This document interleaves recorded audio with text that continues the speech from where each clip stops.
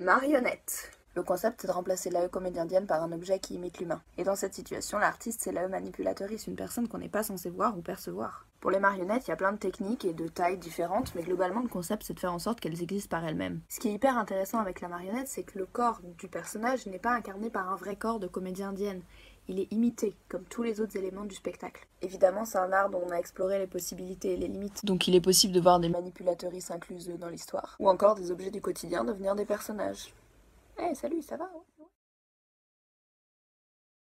Masque. À la base, c'est lié au sacré. Le masque, c'est ce qui permet le contact entre l'humain-haine et les forces qui elle incarne. Un portail magique un peu quoi. Dans toutes les formes de théâtre masqué, le masque fait personnage. Il efface l'individualité de l'être humain qui le porte au profit de la figure du personnage. Et ça fonctionne grâce à la grande codification des masques. Ce qui est marrant, c'est que quand l'actrice porte un masque, elle ne peut plus s'exprimer avec son visage, donc doit le faire par son corps et sa voix. Le masque neutre, c'est un super outil pour apprendre à faire ça. Et puis il y a des formes théâtrales qui n'utilisent pas de masque à proprement parler, mais qui ont des maquillages très codifiés avec une fonction similaire.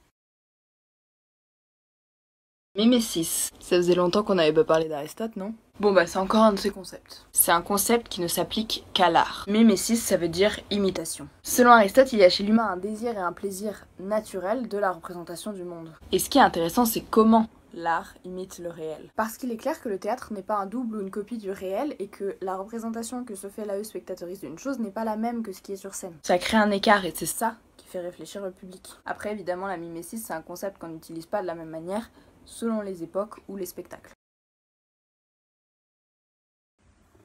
Mimique. Tu sais quand ton visage trahit tes émotions parce que tes muscles faciaux se contractent de manière incontrôlée? C'est ça les mimiques. Sauf que là, le concept, c'est que tu les maîtrises pour que ça aille dans le sens de ton jeu. Et comme absolument tous les mimiques sont codifiés. Parce que non, c'est pas totalement naturel comme truc, et donc pas exactement pareil en fonction des cultures. Et puis en plus de ça, on peut jouer avec les mimiques pour créer certains effets. Avoir les expressions les plus naturelles possibles. S'approcher au maximum du masque avec son visage. Être un maximum neutre. Être quelque part entre les trois. Mise en scène. J'arrête pas d'en parler, il serait peut-être temps de l'expliquer. La mise en scène, c'est apparu comme un travail et un art propre à la fin du 19e siècle. Avant, c'était plutôt les autoristes qui mettaient en scène leurs propres textes. On peut voir la mise en scène comme une traduction scénique ou la concrétisation du texte. Mais cette notion est débattue, notamment au sujet de la fidélité.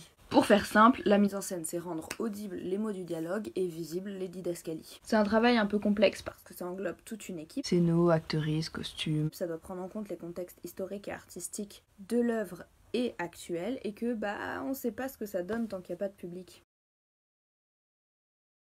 Monologue. Je te fais un petit monologue sur les monologues. Le monologue, c'est quand un personnage parle sans s'adresser à un autre personnage. Le seul récepteur est donc le public. Bon, la plupart du temps, c'est une discussion entre ses voix intérieures, ses différentes valeurs. Ça peut aussi être adressé à une interlocutrice imaginaire, genre Dieu, un être aimé, une personne morte. Parfois, la spectatrice est prise à partie, mais on reste, quoi qu'il arrive, dans le cadre de la double énonciation. Quand vraiment un personnage parle seul, donc en gros il pense tout haut, on parle de soliloque. Je te donne l'info juste pour que tu puisses te la péter, on peut dire monologue dans tous les cas.